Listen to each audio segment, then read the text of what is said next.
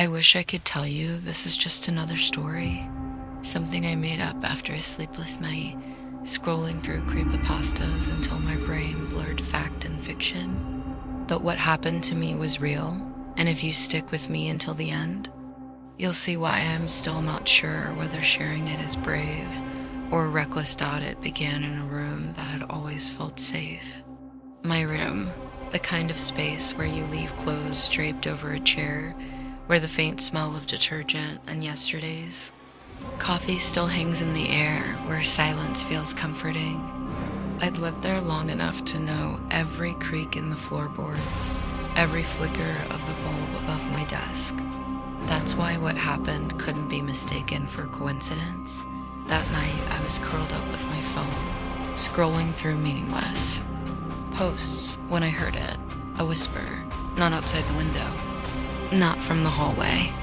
From inside the room. At first, I thought it was the fan, an old ceiling fan that had been rattling for months. But this wasn't mechanical. It was soft, intentional. My name, drawn out in a breath so thin, I felt it graze the back of my ear. I froze. My phone screen dimmed in my hand, but I couldn't move. Silence followed.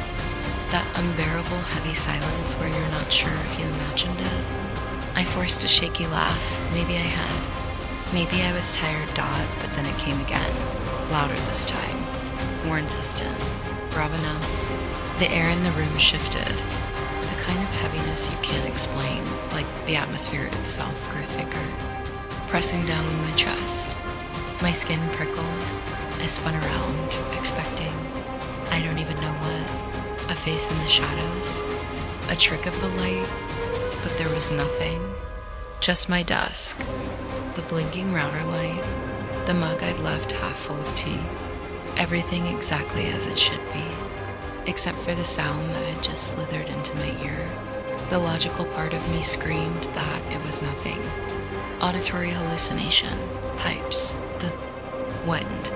Any explanation was better than admitting what it felt like. Because what it felt like was someone leaning close enough to breathe into me, and like a fool, I answered, hello. The word escaped before I could stop it, and in that moment, I swear something in the room reacted. The air grew colder. The shadows felt sharper. I'd acknowledged it, whatever it was. I tried distracting myself, scrolling faster, switching apps, forcing myself to focus on something, anything else. But every creak of the house, every faint buzz from outside, felt magnified.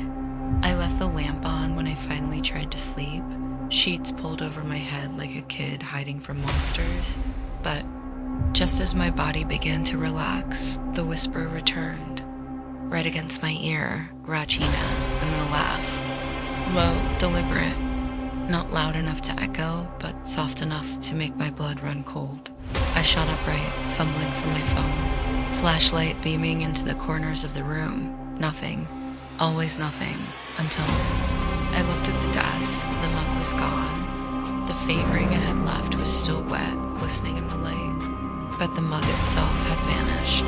That was the first night I realized I wasn't imagining it. Something had entered my room, and it wasn't just sound. It could touch things, move them. The next morning, I searched everywhere.